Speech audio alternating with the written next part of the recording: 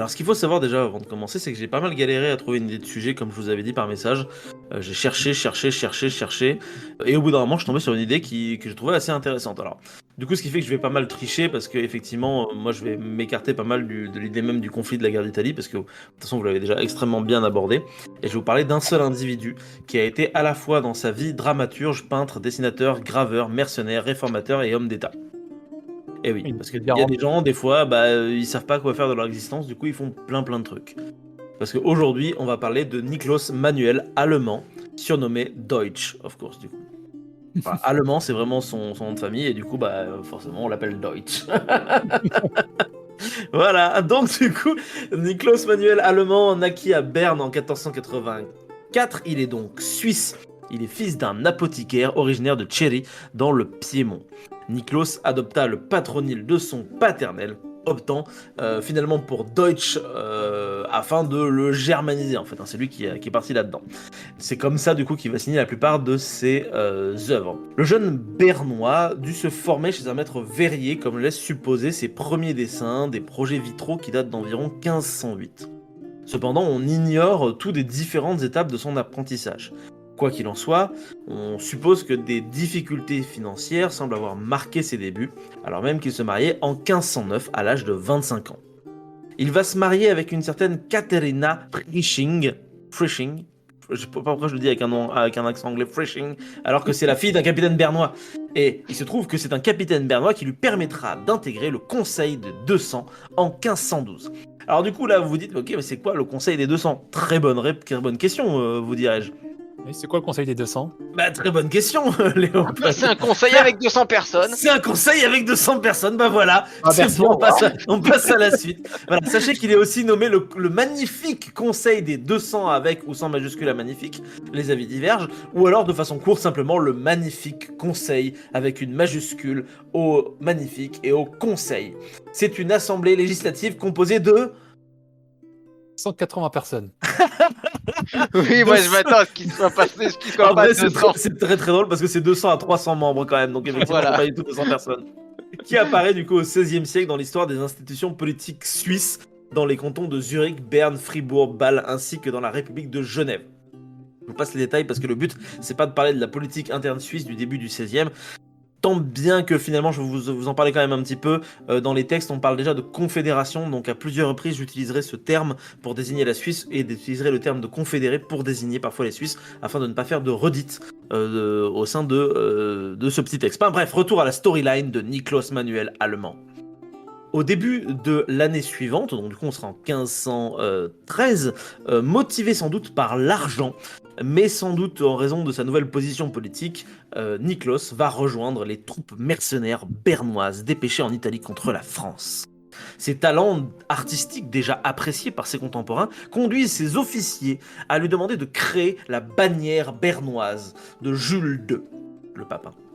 Voilà donc ce qu'il faut savoir, c'est que les mercenaires suisses, comme vous l'avez dit tout à l'heure, ce sont des soldats qui sont quand même pas mal réputés dans le game.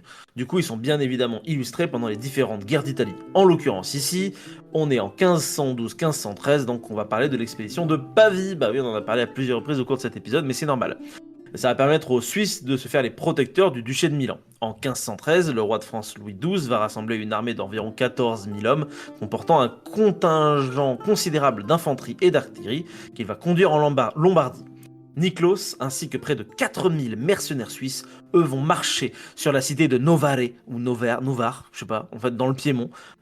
Du coup Novare, parce que ça fait plus italien, mais vous me direz en commentaire si je parle très mal. Bref, Novare, c'est tenu par des compatriotes au service du duc de Milan, et ils sont assiégés par 10 000 infâmes français. Au matin du 6 juin, surprenant l'armée française dans son campement, essuyant rapidement le feu de l'artillerie, les Suisses se heurtent en choc frontal contre les Français et leurs auxiliaires, laissant 1500 hommes sur le terrain tout en parvenant à encercler leurs opposants et à massacrer près de 5000 d'entre eux. Victorieux, les Bernois vont alors exécuter sans merci les lansquenets allemands qui eux étaient à la solde de la France et qui avaient été capturés à l'issue de la bataille. Pas génial. Niklas Deutsch, lui, il va rentrer au pays blessé à une main et quand même assez impressionné par la violence et la cruauté des combats et des hommes. Il va alors déployer une intense activité créatrice. Il achète en 1514 la maison de la Putain, désolé, de la Gerechtigkeitsgesetz. J'y arrive pas. Gerechtigkeitsa2se, donc Gerechtigkeitsgasse, qui l'occupera jusqu'à la fin de sa vie. Je ne vais pas reprononcer ce mot, mais sachez que c'est l'une des rues principales de la vieille ville. J'arrive même pas à parler ma propre langue. Oh, qu'est-ce qui se passe? De la vieille ville de Berne, le centre médiéval de Berne, du coup en Suisse. Sachez que cette maison, vous pouvez toujours la voir aujourd'hui si jamais vous allez faire un petit tour en Suisse. Bref, la défaite de Marignan en 1515 va le marquer encore plus, générant chez l'artiste une vision critique du mercenariat et de la décadence morale et religieuse. Ce positionnement humaniste ne l'empêchera quand même pas de repartir en Italie en février 1516 avec le corps expéditionnaire bernois, sans le chantier que la ville de Grandson lui avait commandé. Et du coup, cette fois-ci, par contre, il va pas se battre. Il va servir de secrétaire à l'un de ses amis, le capitaine Albrecht von Stein, un capitaine qui est assez connu dans le corps des mercenaires suisses. Et le temps de liberté qu'il va avoir au fur et à mesure des cheminements et de la guerre va le pousser à réaliser différents dessins avec différentes figures populaires, des soldats croqués sur le vif, des paysages, des thèmes religieux, traités avec une sensualité et aussi une violence particulière. Sortant indemne de la campagne militaire, en même temps il était secrétaire donc ça paraît plus simple cette fois-ci, il multiplie les œuvres, réalisant notamment la décoration du chœur de la cathédrale de Berne en 1517. Et le chef-d'œuvre incontesté de sa carrière artistique, la décollation de Saint Jean-Baptiste, qu'il aura terminé en 1517 également, et qui est conservé de nos jours au musée de Bâle. Mais sa vie ne s'arrête pas là. 2 ans plus tard, Albrecht von Stein est de retour et lui demande de reprendre du service.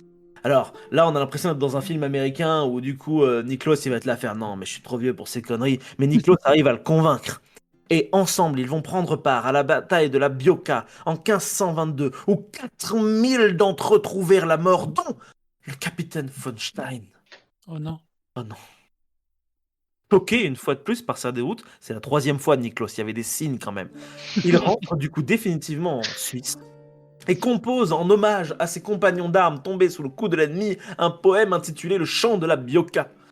Cette défaite termine de renforcer ses convictions, le plongeant alors dans de véritables querelles politiques, diplomatiques et confessionnelles, tant et si bien qu'en 1523, son implication dans la vie politique de la cité lui permet de devenir bailli.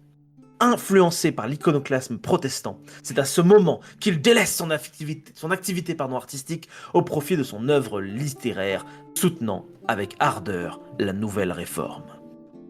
Niklos conservera son office de bailli jusqu'en 1528, année de la célèbre dispute de Berne, et ce sera son ascension à lui au Petit Conseil. Alors du coup, là, vous vous dites, c'est quoi la dispute de Berne, encore une fois? C'est quoi, N'est-ce pas dispute de Rennes? Eh ben, c'est très bien que tu me poses la question, Léopold. La dispute de Berne, C'est oui, exactement. J'en peux plus de ces gens. Alors déjà, pour les auditeurs, une dispute, c'est une sorte de débat universitaire. Hein. Mais en l'occurrence, effectivement, ici, déjà, ça se passe à Zurich, donc ça n'a aucun sens. Mais en gros, à la demande des cantons catholiques, une dispute fut tenue à Baden, siège de la Diète fédérale, du 21 mai au 8 juin 1526. Elle donnait pour but de supprimer la réforme de Zurich. L'instigateur principal en était l'allemand Johannes Eck, qui jouissait depuis 1524 de l'appui de l'évêque de Constance. Eck va se disputer contre un protestant surnommé Eucolampade, ou le Eucolampade, je ne sais pas. Et du coup, ça va foutre un peu le sbeul, hein. Voilà, je vous simplifie un petit peu. Donc bien évidemment, notre très cher Niklos, lui, il va plutôt prendre parti pour les protestants, et il va jouer un rôle prépondérant dans la destruction d'œuvres religieuses, dont d'ailleurs des œuvres auxquelles il a lui-même contribué. Puis, il va bien évidemment aussi finir par être ambassadeur auprès des confédérés, de la Confédération, au cours des 2 années suivantes. Il va finir quand même par rendre l'âme le 28 avril 1530 à Berne, laissant derrière lui, eh bien, finalement, tout un panel d'œuvres qu'il n'aura pas eu le temps de détruire par lui-même, mais surtout la vie d'un individu assez particulier, qui a l'air d'avoir eu une vie assez mouvementée et assez dingue. Alors, si vous voulez savoir exactement ce qu'il laisse à la postérité, sachez que vous pouvez retrouver ses œuvres un peu partout dans le monde, notamment au Kunstmuseum de Bâle, au Musée des Beaux-Arts de Berne, au Winterthur, au sein de la collection Oscar Ah non, que c'est en allemand. Au Winterohr, au sein de la collection Oskar Reinhardt, au Kupferstedtkabinet de Berlin et au musée Getty de Los Angeles, également au Louvre, mais aussi à New York dans la collection Frick. Voilà, donc c'est pas Joel rigolo non plus. Et je trouvais ça intéressant de parler de cet individu à la vie rocambolesque, quoi. Lui, il pourrait très bien être un personnage dans la fameuse série télé dont on a parlé. Ah, mais très clairement, c'est. Ouais, c'est vrai que ce qui est cool avec cette période, c'est qu'il y a plein de personnages, comme beaucoup de périodes de transition. C'est quelque chose qui Oui. revient quand même assez souvent, j'ai l'impression, dans ce qu'on raconte. Les périodes de transition, en règle générale, c'est assez chouette, parce que ça permet à des personnages un peu atypiques de sortir du lot et de se tailler un nom. Oui. D'une manière ou d'une autre, d'ailleurs pas forcément à la pointe de l'épée, on l'a vu, hein, ça peut être aussi à la pointe d'un pinceau Tout à fait. ou d'une plume. Ou des deux, en l'occurrence, Ou des parce deux. que lui, il a fait un peu les deux. Ouais. Pourquoi choisir? Il y a des Ah points. bon, il est quand même plus connu pour ses œuvres que pour son boulot de mercenaire.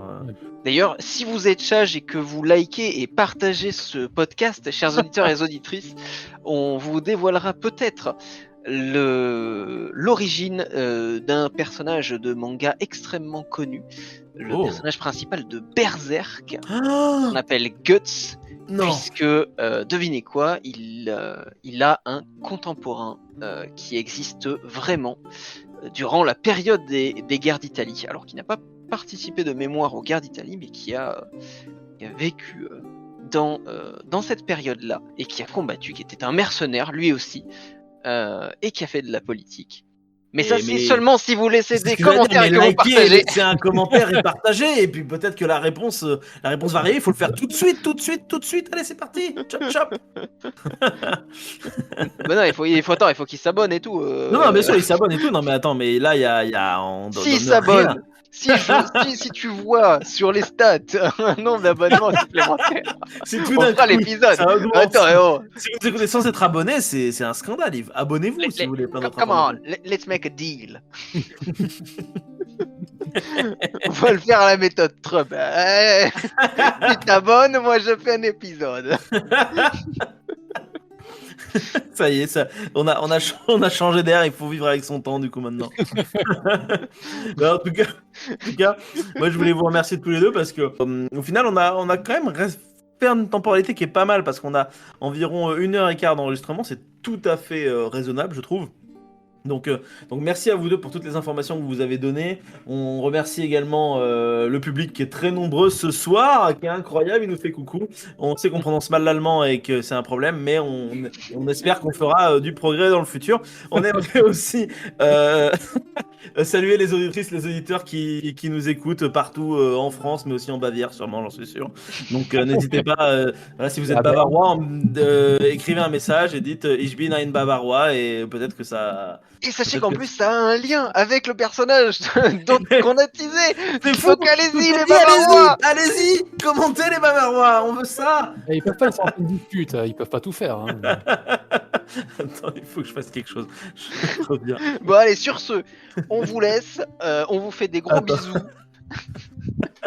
Et on vous dit à la prochaine pour un autre épisode de DTDR. Attends, du coup... Voilà, alors, c'était tout simple. Cherchez abonne-toi en allemand, c'est abonnieren, donc abonnieren-vous, hein, voilà. Faut y aller à fond. À vous dire Andy, oh là, Ah, donc l'Allemagne est en PLS à côté de moi. On s'excuse, voilà, on rigole, ouais, on est tous européens finalement. Allez, bonne soirée et à la semaine prochaine peut-être, voilà, ciao. Au revoir à tous, ciao ciao.